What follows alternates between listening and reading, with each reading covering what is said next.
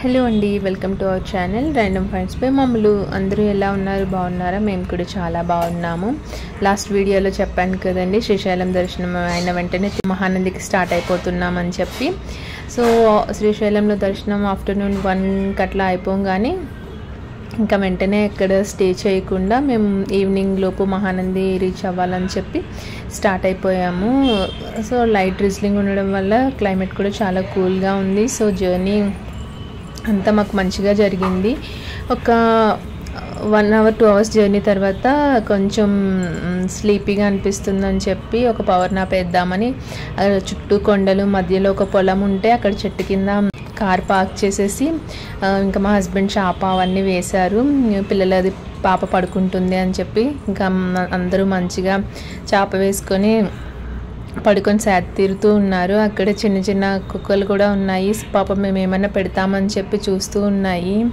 అప్పటికి కొన్ని బిస్కెట్స్ అవి వేశారు. తీక్షణ అయితే ఇంకా మంచిగా ఆడుకుంది ఆ చల్లగాల్లో.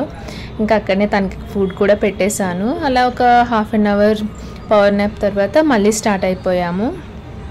ఇక్కడ శ్రీశైలం వెళ్ళేటప్పుడు ఘాట్ రోడ్ ఎక్కాము కదండి. సో మహానంది వెళ్ళేటప్పుడు వేరే రూట్లో సేమ్ అదే ఘాట్ రోడ్డు దిగాలి అన్నమాట. దిగుతున్నప్పుడు కూడా నాకు మళ్ళీ సేమ్ ప్రాబ్లం, తల తిరగడం, వామిటింగ్ అట్లా అయింది. కానీ బయట చెట్లు అవన్నీ అయితే చాలా బాగున్నాయి. అసలు బ్యాంబూ కొన్ని చోట్ల అయితే బ్యాంబూ ట్రీస్ ఉంటాయి కదండి, అవైతే అటువైపు ట్రీస్ ఇటువైపు ట్రీస్ రెండు కలిపి అల్లుకున్నట్టు అసలు చాలా బాగున్నాయి. ఆ గ్రీనరీ చూస్తుంటే భలే అనిపించింది. కానీ నైట్ టైమ్స్లో మాత్రం జర్నీ అస్సలు చేయలేము, చాలా చీకటిగా ఉంటుంది. ఏంటంటే రోడ్ మీద వేరే కార్స్ కూడా ఏం లేవు.